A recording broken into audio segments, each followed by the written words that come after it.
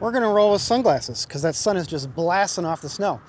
26 Bronco deliveries are imminent. They're happening pretty much right now, this week, as I record this, which means it is time for my yearly video. Welcome to the 2026 Manual Transmission Buyer's Guide for the Ford Bronco. Or, hear me out, I could just record in the shade and then this wouldn't be an issue. So this video does tend to attract a fair amount of new people. So if you're new, welcome. My name is Brian. On the internet, I go by Ragnar.Kon. Behind me here is my 2022 Ford Bronco Badlands. And yes, it does have a manual transmission. I am somewhat of a manual transmission enthusiast, I guess you could say. It's what I grew up on, it's what I learned on. My parents only owned manuals growing up, so it's pretty much all I've ever known. Over here, Ford Focus, that is also a manual transmission. I think driving manuals is just a ton of fun. Obviously, we're in a little bit of a decline phase when it comes to the manual transmission, but Ford was awesome enough to stick one in the Bronco. So if you're interested, this is the video for you. So major changes for 2026. Let's just jump in. In terms of the manual transmission, not a whole lot. No major changes for this year for the manual transmission. Of course, the automatic guy saw a few changes. We got a 4-door strap instead of a 2-door strap, and we have the usual cosmetic upgrades, new colors. Badlands trim in particular, you can now mix and match hardtop colors if you really want to do that thing. New wheels, all the usual stuff, but in terms of major significant changes, nothing much, which means once again, out of the 7 trims available for the Bronco, the manual transmission is available on 4 of them. Base, Big Bend, Heritage, and Badlands. So here's the plan of action. We're gonna do a little bit of a compare and contrast between these various trims so you know what each trim comes with. And to do this, we're gonna break it down into 3 different categories. Wheels, tires, and suspension. Then we'll look at the powertrain, axle ratios, lockers, transfer case, all that good stuff. And then finally, we'll talk about the technology, all of the tech goodies that comes in the Bronco that Ford added to these vehicles that make them pretty cool. So, let's dig in. Now, in order to do this properly, I really need to introduce 2 different packages. I think they're impactful enough that it's worth talking about them now. The first one is the Black Diamond package. It is an optional package for the Big Bend trim. In previous model years, 21 through 24, I think, it was its own separate trim. There was a Black Diamond trim. Starting last year, they made it a package on the Big Bend trim, but in terms of this conversation, you really still need to think of it as its own trim, and you'll see why in a second. The second package is, of course, the Sasquatch package. It's probably what the Bronco is most well known for.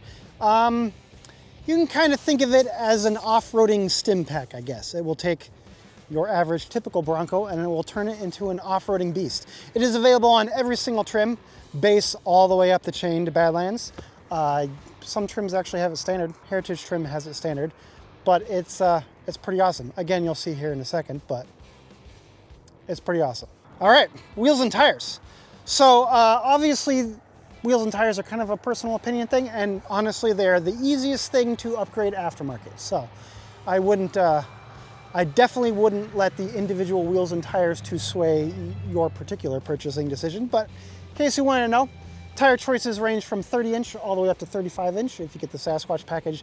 Wheels are either a 16-inch wheel on the base or a 17-inch wheel on pretty much every other configuration, now that I think about it. So yeah, there'll be a table before you so you can see what comes with what.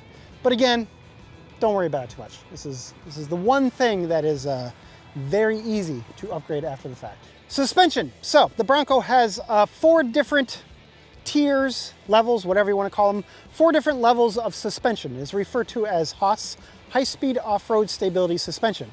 The different levels are HOS 1.0, HOS 2.0, HOS 3.0, HOS 4.0, right? Pretty self-explanatory stuff. The manual transmission has access to 3 of them. HOS 4.0, with its live active valve suspension, is only available on the Bronco Raptor. I'm not going to go into an insane amount of detail on the suspension because, well, 2 reasons, I guess. One, after the wheels and tires, the suspension is probably the second easiest thing to upgrade. And 2, Laura over on Bronco Nation, she has a really good article on the various HOS suspension levels. I refer back to this article pretty much every single year I do this video because it's still a really good article. So I will have a link down below. You're welcome to go check out that article if you are interested. But as you might expect, HOS 1.0 is kind of your starting point. It's where you start out with on the base trim. As you get into the Badlands trim, Haas 2.0 or the Sasquatch package. Both of those will get you Haas 2.0.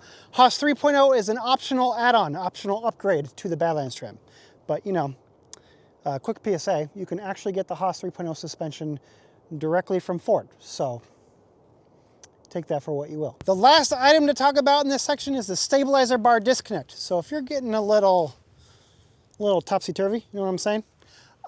Stabilizer bar disconnect helps you keep your tires on the ground, which is always a good thing to have. On the Bronco, it is simply a button on the dash, right there-ish. You hit a button on the dash and the stabilizer bar disconnects and you get a lot more articulation out of your Bronco. Pretty cool feature. It is unique to the Badlands trim. In previous model years, it was a standard option on Badlands. Now it is an optional upgrade, which is kind of interesting. So not a feature that I think most people would use, but it's pretty cool. But yeah, now you can decide, if you order the Badlands, you can decide whether you want it or whether you don't want it. Good stuff. All right, let's talk meat and potatoes, the powertrain. First up, the engine. It is the exact same engine from last year, 2.3 liter EcoBoost inline 4-cylinder engine. It is actually not this engine. So a lot of people don't know this, but there is two separate 2.3 liter engines, one that was available from 21 to 24, and a new one that was introduced last year.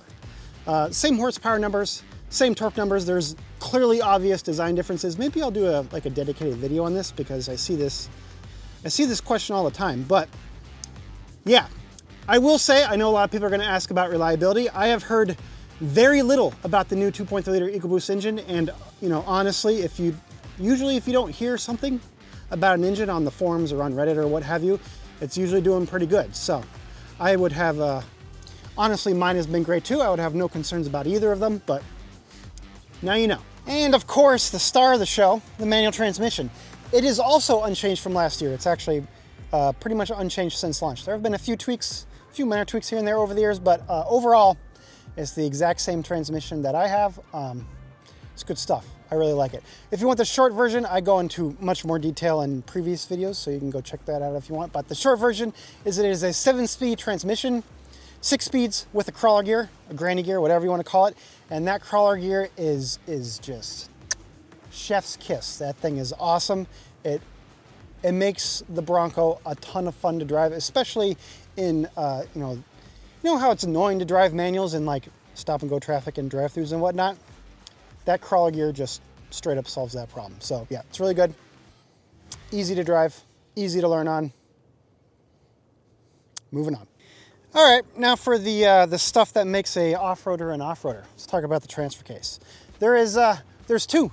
There are two transfer cases available on the Bronco. Both of them are available on the manual transmission, depending on exactly which configuration you get.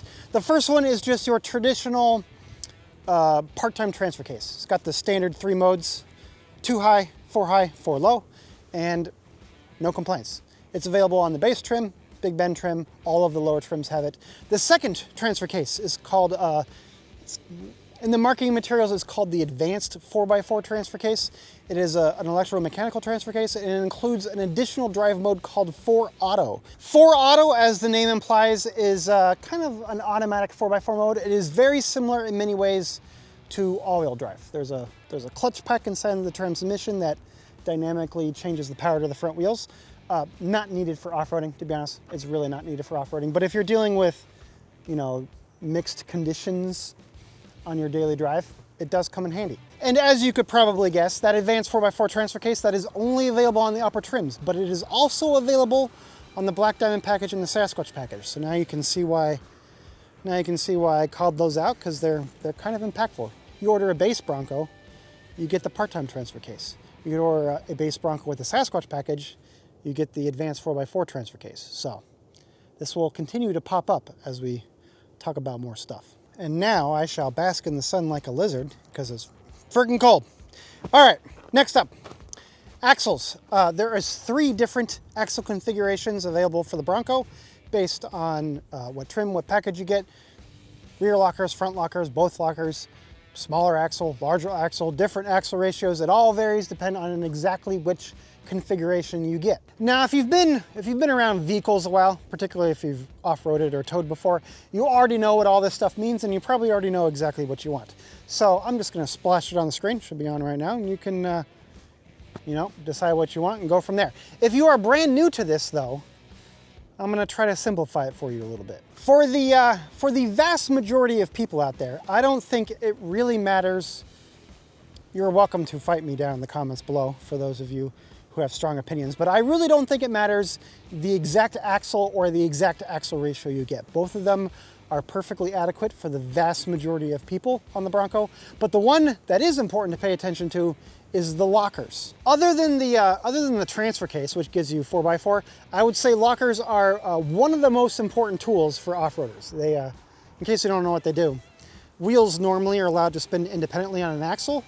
A locker will lock them together, so they have to spin at the same rate. So if you're in snow, if one of your wheels is off the ground because you're off camber, there's a bunch of different situations. The lockers will get you through that sticky situation. But the real question is, do you actually need them? Now, if you look at other SUVs and trucks, I'm talking like F-150 trimmer, Explorer trimmer, your TRDs on your Tacomas and your 4Runners, those sorts of vehicles, most of them, not all of them, but most of them only have a rear locker. So you can kind of use that as your reference point when you're deciding what you need and what you don't need. But yeah, most of them only have a rear locker. Now, obviously the Bronco, being a more dedicated off-road vehicle, has access to the front locker if you want. You can get it on the Badlands trim. You can also get it on the Sasquatch package.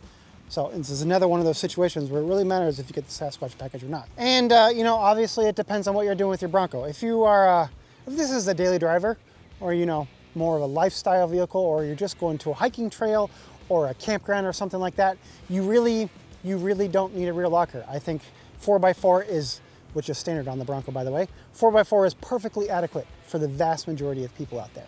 If you are going to be off-roading a little bit, get after it. Maybe you're a skier, going up to the ski hill. I do think having a rear locker is a nice insurance policy. It's definitely nice to have. Front locker, you really don't need that until you're getting after it. Like if you are going out on the road specifically to go off-roading, yeah, I do think a front locker is helpful, but otherwise you could probably skip it. By the way, I know this is like totally random, but this snowplow, well, it's not a snowplow. This snow shovel that's called this snowplow. This thing's, I don't know why I'm telling you this, but this thing's awesome, in case you're, whatever. Anyway, moving on. Technology in the Bronco. There's quite a bit of it, but the automatic gets some stuff that the manual transmission does not have access to, and vice versa. There's some stuff on the manual side that the automatic folks don't have. The three things you miss out on if you buy the manual transmission on the Bronco: trail turn assist, trail control, and trail one pedal drive. Just to break them down real quick. Trail turn assist is a donut mode, better known as donut mode, I guess. It's kind of neat. Uses the ABS system, locks up one of the rear wheels, helps you pivot around corners and whatnot. Does a real good job tearing up trails, but it's kind of fun in the snow and the sand. Next item, trail control, is a short version. It is a low speed cruise control. It is cruise control. I actually don't know what the speed limit is, but it is, you can think of it as cruise control for under 5 miles per hour. The last item, trail one pedal drive, exactly what you might expect. You hit the gas pedal, Bronco goes forward. Let go of the back gas pedal, the Bronco brakes automatically. Those are the three items. I don't think, usually if you're ordering the manual transmission, it's because you want a little more control over your Bronco. So frankly, I don't think you'll miss any of them. What do we get? What does our toolbox look like? Well, we got 4 items. First one is hill start assist. This is kind of a relatively common feature on most manual transmissions these days. It helps with the 3-pedal 2 feet problem, right? If you're on a hill and you're trying to get going, it will hold the brake for 2 to 3 seconds, give or take, allow you to get moving. The second one is hill descent control. This is in many ways very similar to trail control, except it only works going down a hill. It helps you maintain a consistent speed while going down a hill. You just set the speed you want to go and it will maintain it. If you combine this with engine braking and the crawler gear, in my opinion, this is basically a one-stop replacement for trail control. So again, I don't think you'll miss trail control at all. The last 2 features help when you stall your Bronco, which happens to the best of us. I did it today. I'm sorry. I didn't mean to, but yeah. So if you stall in an intersection, for example, in the past you had to do this thing where you put it into neutral and turn off the car and turn back on the car to get, you don't have to do that. If you stall, just hit the clutch pedal, the Bronco will automatically restart. I don't know if it has an official name, but it's pretty cool. The second one is a crank and gear function, which is only available in 4x4 low. And it is amazing when you are off-roading. If you stall while off-roading, which will happen, it's just a thing that happens while off-roading, it will prompt you. It'll say, hey, do you want to crank in gear? You hit yes, you stab the brake pedal. As soon as you stab the brake pedal, the Bronco starts up and starts going again. You don't have to fumble around, you don't have to do any of that. It is a lifesaver. You don't have to worry about like rolling back down the hill or anything. It's good stuff. Maybe I will try to do a video on that because I don't think very many people have seen that before, but it's pretty cool. So that's it. That's gonna do it for now. Thank you for watching as usual. Now I didn't cover everything in this video. There are a few things I left out. I didn't talk about the bumpers. I didn't talk about the batch plates. I didn't talk about the rec rails. All of that stuff is common between both the automatic and the manual. So I didn't really feel a need to go into too much detail about that. I did in last year's video, I did go into that detail, so you're welcome to check that out. Again, not a whole lot of changes between 25 and 26. So a lot of the information in that video is still perfectly valid. But I will leave you with this as I try to find some sun to stay warm. You can special order a manual transmission. I know there are not many out there on lots because frankly, there's not a whole lot of buyers left. So if you want a manual transmission, don't be afraid to order. In Ford speak, in the Ford world, special ordering is called a retail order. So you can go into a Ford dealer, you can say, hey, I would like to special order my Bronco. I would like to place a retail order for my Bronco. They will order one for you. It'll arrive in probably 3 to 6 months, give or take. And you too can be driving a manual Bronco. So with that, thank you for watching. Social media right here. Ask questions down below. If any of my fellow manual people would like to leave a comment, let me know what you think of the video. Greatly appreciate it. I will talk to you all next time. Have a good one. Peace. Mother freaking cold. I don't know why I do this in the winter. What is the temp anyway? -7 Celsius. What is that, like 20 degrees? No wonder I'm freaking cold. Anyway.